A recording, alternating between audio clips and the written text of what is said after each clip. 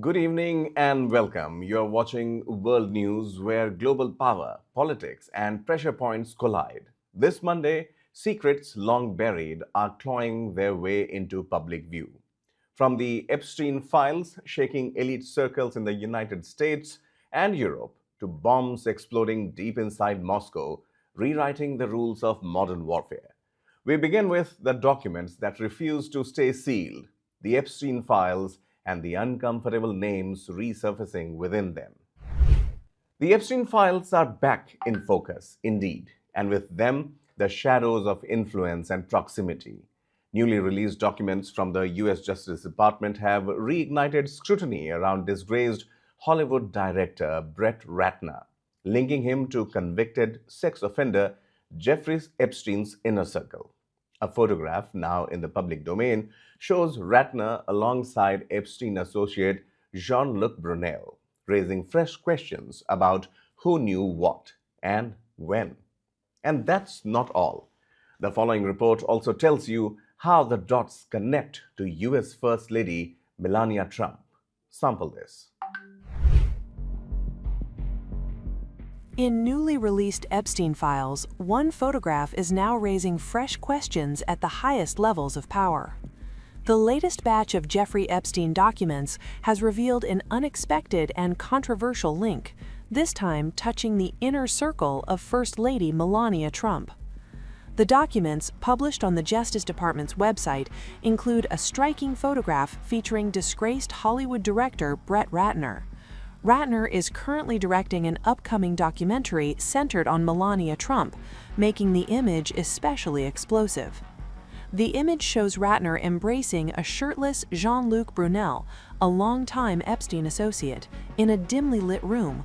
No date, location, or explanation accompanies the photo, but its inclusion in the Epstein files has fueled renewed scrutiny. Brunel died by suicide in a Paris prison cell in 2022 while awaiting trial on charges of raping a minor. He had been accused by Virginia Giuffre of sexually abusing her when she was underage, claims detailed in court filings in both the US and France. Giuffre herself died by suicide earlier this year. Ratner has also faced multiple sexual assault allegations over the years, including claims from actresses Olivia Munn and Natasha Henstridge, as well as actor Elliot Page. Despite the accusations, Ratner has returned to directing after a decade-long hiatus, his first major project since 2014. His new film, titled Melania, is produced by Amazon MGM Studios and chronicles the 20 days leading up to the 2025 presidential inauguration. Melania Trump has described the project as a rare, unfiltered look into her personal journey before becoming First Lady. Meanwhile, controversy is also growing over what wasn't released. At least 16 Epstein-related files were reportedly removed shortly after publication, many containing explicit artwork and notes tied to Epstein's residences. Lawmakers from both parties are now demanding transparency. Democrats accuse former President Donald Trump of defying laws mandating full disclosure, while Republican Congressman Thomas Massie has echoed calls for every file to be released. As pressure mounts, the Epstein saga once again proves it is far from over, its ripple effects still reaching the corridors of power.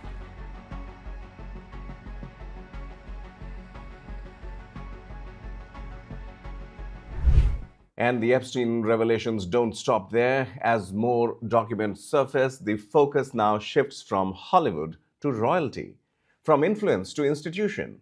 A newly released image from the latest Epstein files dump is sending shockwaves online. It allegedly shows Prince Andrew Mountbatten Windsor, in a compromising setting at Sandringham, lying across the legs of 5 people while Ghislaine Maxwell standing nearby. The image, released by the US Department of Justice, once again places the British royal family under an unforgiving global spotlight. This report has more.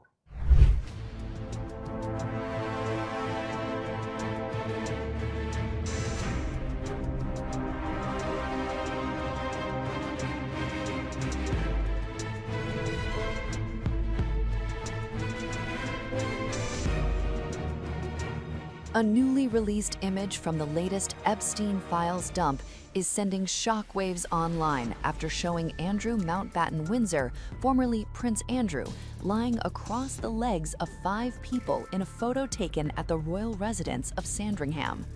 The undated image, released by the U.S. Department of Justice, shows Andrew smiling with his eyes closed, his head resting near a woman's lap, while Ghislaine Maxwell stands nearby, appearing to look down at him with a smile. Maxwell, who is currently serving a 20-year prison sentence for her role in Jeffrey Epstein's sex trafficking operation, is one of only 2 people in the image whose face is not redacted. The photo is part of a massive trove of court records, images, and videos released under the Epstein Files Transparency Act, which forced the DOJ to make investigation materials public. The release briefly overwhelmed the Justice Department's website, placing users in a queue due to extremely high traffic. Andrew was stripped of his royal titles in November, following controversy over his links to Epstein. He has repeatedly denied any wrongdoing, stating that he never witnessed or suspected criminal behavior during the limited time he spent with the disgraced financier. The newly released files also include images of other high-profile figures, including former U.S. President Bill Clinton, as well as celebrities such as Michael Jackson, Richard Branson, Mick Jagger, Kevin Spacey, and Lord Peter Mandelson. Former Duchess of York, Sarah Ferguson, also appears in several photos. Officials and legal experts stress that appearing in the files does not imply guilt. However, heavy redactions across many documents have sparked criticism from lawmakers and victim advocates who argue the public still isn't seeing the full picture. Jeffrey Epstein was found dead in his Manhattan jail cell in August 2019 while awaiting trial on federal sex trafficking charges. His death was ruled a suicide, but questions around the case continue to fuel global scrutiny. As viewers and investigators continue combing through the files, this image of Andrew and Maxwell has reignited debate over accountability, power, and what remains hidden in one of the most controversial scandals of our time.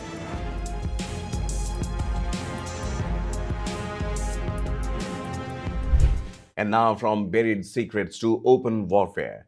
If the Epstein files expose moral decay among the elite, events in Moscow expose something far deadlier, a war that is no longer confined to borders. First, they disagreed at will. Now, it's deadly attacks at will. A Russian lieutenant general has been killed in a car bomb explosion in Moscow.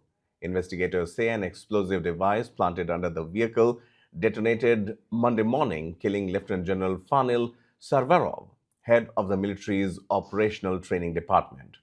Authorities are examining possible Ukrainian intelligence involvement in this case, raising serious questions about how deep Ukraine can now strike inside Russia. Here's the report.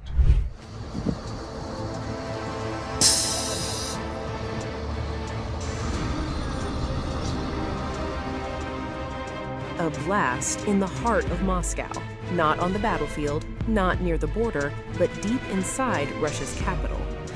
A senior Russian general is dead, and the question rattling the Kremlin tonight is simple. Is Ukraine now striking at will inside Russia? Russia's investigative committee confirms that Fanil Sarvariev, a lieutenant general and head of training within the Russian general staff, was killed after an explosive device planted under his car detonated in southern Moscow. The probe calls it a murder.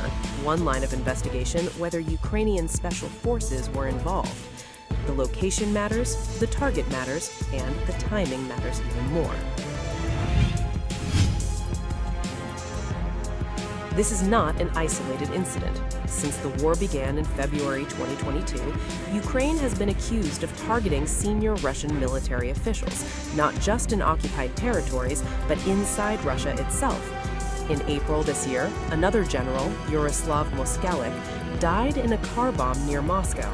In December 2024, Igor Kirilov, head of Russia's radiological, chemical, and biological defense forces, was killed by an booby-trapped electric scooter, an attack later claimed by Ukraine's security service. What was once unthinkable is now recurring. Kyiv has not officially claimed this latest strike, but the message is unmistakable. Ukraine is demonstrating reach, intelligence penetration, and precision targeting. This is not about random terror, it is about psychological pressure, about showing Moscow that senior command is no longer insulated from the war. For the Kremlin, this is a dangerous moment. Respond too softly, and it appears weak. Respond too aggressively, and it risks escalation beyond control. So far, Russia has tightened internal security, expanded counterintelligence sweeps, and issued warnings, but no dramatic retaliation inside Ukraine has followed specifically for these assassinations. Why? Because Moscow knows this is a shadow war. These strikes signal a new phase. The battlefield is no longer confined to trenches and front lines. It has moved into parking lots, city streets, and command corridors. Ukraine is pushing the war inward. Russia is trying to contain the damage outward.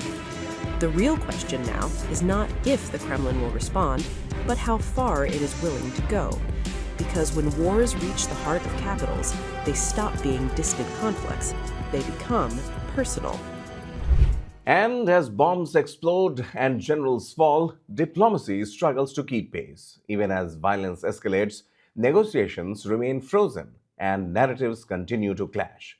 We have more on the Russia-Ukraine war. The Kremlin has denied plans for three-way talks with Ukraine and the United States, even as diplomats met in Miami to discuss pathways to end the conflict. The denial contradicts Ukrainian President Volodymyr Zelensky, who said Washington proposed the format but warned it may not revive stalled negotiations between Moscow and Kiev.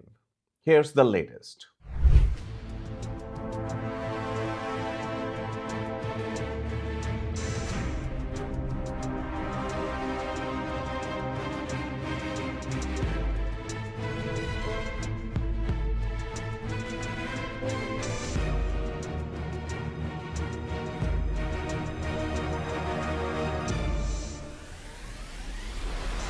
The Kremlin is rejecting the idea of three-way peace talks involving Ukraine, Russia, and the United States, casting fresh doubt over any near-term breakthrough to end the war. Even as diplomats gather in Miami to explore pathways toward peace, Russia says the idea of sitting face-to-face with Ukraine under a US-led format is simply not happening. The denial came Sunday from the Kremlin itself. Russian President Vladimir Putin's foreign policy advisor said no serious discussions are underway and no preparations have been made for such talks. That statement directly contradicts comments made just a day earlier by Ukrainian President Volodymyr Zelensky, who revealed that Washington had floated the idea of trilateral negotiations. The proposal would have marked the first direct contact between Moscow and Kyiv in 6 months, something many diplomats see as critical but politically explosive. Zelensky himself was cautious. While calling the idea logical, he admitted he was not convinced it would deliver real progress. He also suggested European representatives could be present, an idea Moscow strongly opposes. Russia has repeatedly argued that European involvement complicates negotiations rather than helping them. That fundamental divide remains one of the biggest obstacles to bringing both sides into the same room. The diplomatic activity is centered in Miami, where Russian, Ukrainian, and European delegations have been gathering since Friday. The talks are being mediated by US officials, but for now the meetings remain indirect, each side speaking separately rather than together. Russia's envoy is expected to return to Moscow with a report, where the Kremlin will decide its next move. Officials there also say they have not even seen the latest US proposal aimed at ending the war. The last time Ukrainian and Russian envoys met face-to-face was in Istanbul last July. That meeting produced prisoner swaps, but little else. Nearly 4 years into Europe's deadliest conflict since World War II, trust between the sides is virtually non-existent. While the presence of Russian and European teams in Miami marks progress, expectations remain extremely low. And as diplomacy stalls, the war grinds on. President Zelensky says Russia has launched roughly 1,300 attack drones, nearly 1,200 guided bombs, and multiple missiles in just the past week, hitting southern Ukraine particularly hard. For now, the message from Moscow is clear: no three-way talks, no quick breakthrough, and no end to the fighting in sight. That's it on this edition of World News, the stories shaping power, conflict, and consequences across the globe. Keep watching One India News for the latest from your neighborhood and beyond. Subscribe to One India and never miss an update. Download the One India app now.